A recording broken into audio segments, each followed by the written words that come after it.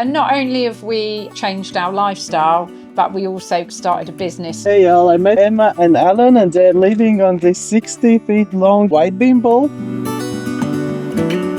We do have 4 solar panels. That's around about 1200 watts of solar. Easily satisfies our electricity needs. We've got a 3 kilowatt inverter, Victron, and we also have 3 lead carbon leisure batteries. We do find on a lot of the locks when we're going through we need to put the cover down because it's too high to go under without getting caught and damaged. In summer, this is a lovely place to sit out and have your coffee, and we tend to sort of live a bit more outdoors, you know, a bit like camping really, just being outside a lot. And in the winter, this space becomes like you know, a bit of a porch where you can leave your muddy boots and wipe the dog's paws and that kind of thing. Welcome inside our boat. We have a lot less possessions now than we did when we lived in the house, but everything's got its little place. We don't have a dishwasher though. We couldn't power a dishwasher. We've got a little fridge here. As you can see, it's absolutely packed with everything in there. But we find that we tend to eat a little bit differently anyway, living on the boat. We eat a lot less meat. We tend to have lots of things like jars of beans that you can make quick and easy dinners with, and they don't need refrigerating. Washing machine tends to go on about once a week. We always put it on when we're cruising, when we're moving the boat, because we've got that extra bit of power from the engine. We didn't bring very much furniture at all with us from the old house that we lived in. In fact, this was probably the only piece of furniture that came from that, and maybe a little stool over there. So this is really handy because we keep all our shoes and things in it. When we're hosting an art day, the sofa moves down a little bit further down the boat out of the way, and then we can set this space up for either 4 or 6 painters, and people come on, often with no experience, often complete beginners, and we provide all the equipment and all the tuition for the day to make some really lovely seasonal art and hopefully, you know, inspire people to carry on painting when they go home. The winter, that is our main heat source. Really effective. Light it gives off at night is fantastic. We do have an Eberspacher heater for the central heating. It's not the most effective. It takes the chill off. It's great if we've been out for the day and then we come back and we want a little bit of quick instant heat while we're getting the fire sorted. So that does work well. It also generates heat for the hot water. We have the water freedom system, and we have the reverse osmosis part of that for drinking water, which we did have checked by Wiltshire Environmental Health. They took samples and took it away, and that came out perfectly clean, which was fantastic. But with our guests, we do use bottled water because maybe not everyone's comfortable with the fact that they're drinking Right. water from outside. Right. But we drink it all the time, and it's perfectly fine. Yeah, we're still alive. We love that system. How many filters in that system? So there's 5 filters plus besides, a UV light to go through, and then that puts into the main tank, and from there when we draw off, if we're going to drink it, it goes through reverse osmosis. You have to be quite creative about the furniture that you use on a boat really, because it is a smaller space. And when we were looking for furniture for our art days, we found the beer festival tables, which fold up brilliantly, and it all manages to fit in there. So it is a bit like a jigsaw puzzle, isn't it? It's a little bit like Tetris when we put that away, but we managed to make it work. This is our bathroom. We've even got a tiny little bath. We never really use the bath though, always just the shower. However, it has been used to wash the dog a few times. Yes. Cassette toilet works fine with you? You didn't think about changing? No, we didn't know. Maybe if we were a couple on our own without guests coming on, we may look at composting toilets. But for the cassette, I've got 3 cassettes. There's no problem.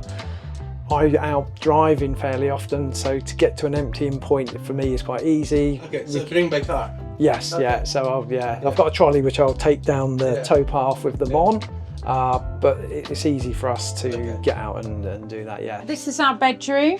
We've got a fair bit of wardrobe space and quite a few drawers. Weirdly, We have chosen to sleep up this end of the bed rather than with our heads that way, as I think most people would probably do.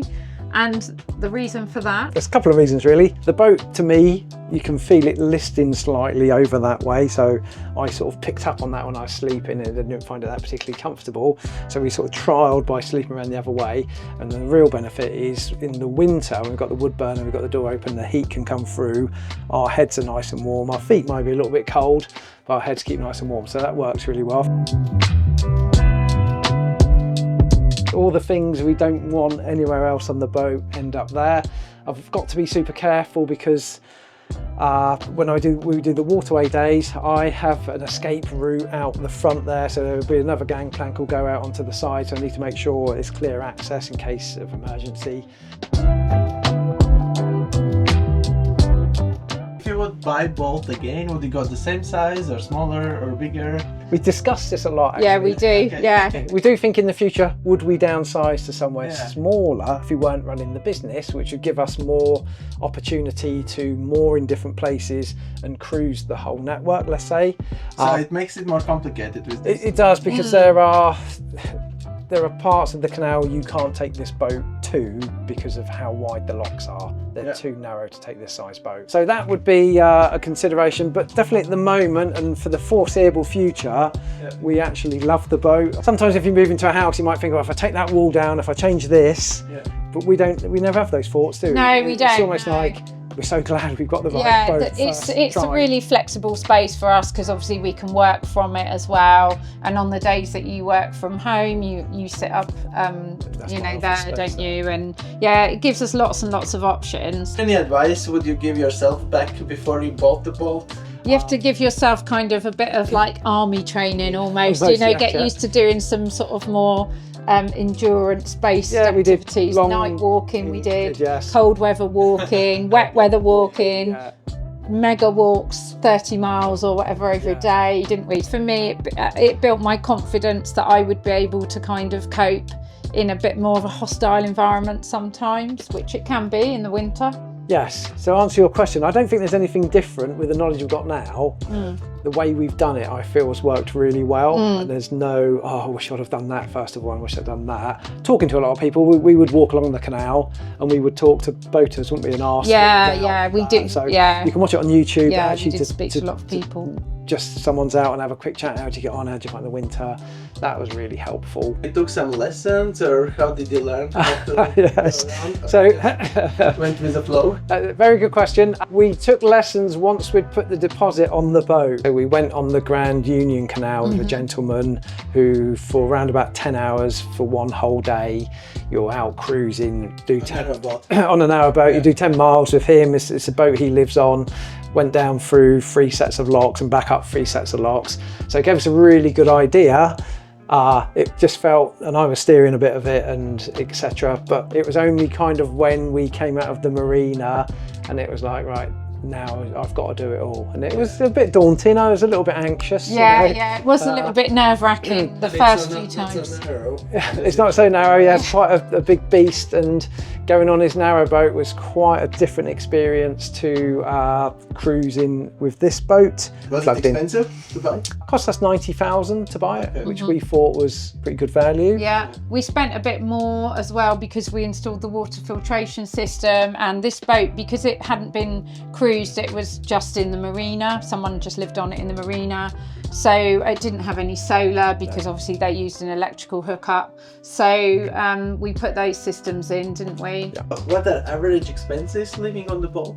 So our Canal and River Trust licence, we're classed as a roving trader because we move and we've got the business. That's £1,800 a year currently. Diesel's around about probably £400 a year. The insurance is all higher than it would be if we were just domestic users. £900 a year. Yeah, for the I think insurance, so. Yeah. Which is our boat insurance and our business side of it. Heating wise, we probably use £50 to £60 a week in the winter. The heating with wood and coal, and I suppose if you include diesel as well. We've got Wi-Fi on the boat. We've got a SIM card, which we use that, and I think that might be £35 a month. Yeah, and we also have to buy gas bottles as well for our cooking. So they're about 50 to 60 pounds a They time? were £47 okay. each. Yeah. It's a year, no? Half a year. So Lasts that for a long lasts us time. around about 3 months. Thanks for watching. It's very inspiring that moving on the boat can not only change your lifestyle but as well your occupation. Let us know if you could live on the boat. I will leave links from guys in description below, and see you the next one. Cheers.